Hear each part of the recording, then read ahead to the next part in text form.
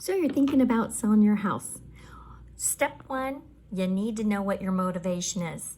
You have to discover timeframes and how much money are you going to net out of the sale of the house. And then where are you going to go? Letting your agent know this information is going to be the best course of action to protect your interest in that real estate transaction. Discovering how much you're going to net will also assist you on, are you going to sell the house before you move? Do you need that money in order to buy the other property? Are you cashing out so then you can go travel? Or you're looking to start buying in investment properties and you already have another property that's paid off, or you're going to move into that one. Understanding your goals and motivations will help us devise a pricing and marketing strategy that best suits your property specifically. We'll take a good look at the market time, the trends, and the interest rates, because believe it or not, interest rates do affect how much your buyers can purchase in the real estate transaction.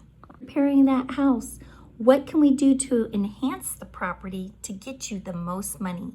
Is it replacing flooring, painting, staging, cleaning, getting rid of smells? Who knows? Of course, description is going to be key. Can we tell the story of this house that will benefit your buyer?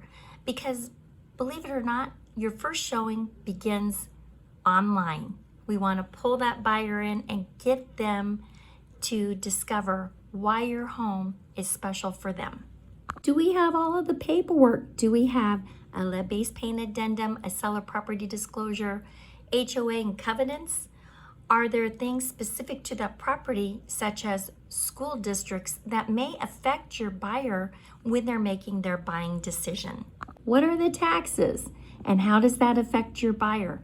Will it keep the buyer within budget, or will it make the buyer step out of the budget because debt to income ratios? Marketing. Now that we figured out, we've enhanced the property, we've got the photos, we've got the best description, where is the property going to be placed for marketing?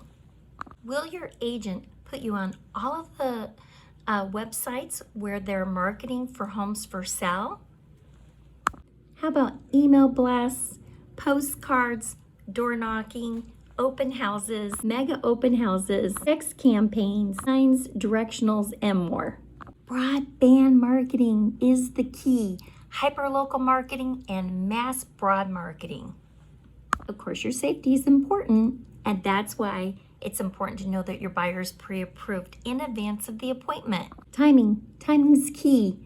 Can you show the house during the time that the buyer wants to look at the property, or do we need to delay that showing? Did you get sick? Do we need to postpone the showings? Do you need to move quicker because you just got that job accepted? Once the property goes pending, who's in charge of getting the earnest deposit there? And what happens if that earnest deposit, well, it bounces? And yes, that does happen. Or what happens if your buyer loses out on the transaction because they lost their job? Who's going to be handling that? Is your agent versed in real estate license law and contracts, and can they problem solve when there is a problem that comes up? And at pending, of course, you may have some contingencies like home inspection contingencies, appraisals, buyer's financing, buyer walkthrough, and of course, any repairs that may come up from the inspections. And when do you plan to move out? And when is the buyer going to go ahead and do their walkthrough? It's important to pick the right agent so then you have a smooth transaction and you have one that can problem solve on your behalf. At the end of the day, having the best path and plan will go ahead and initiate a smoother real estate transaction.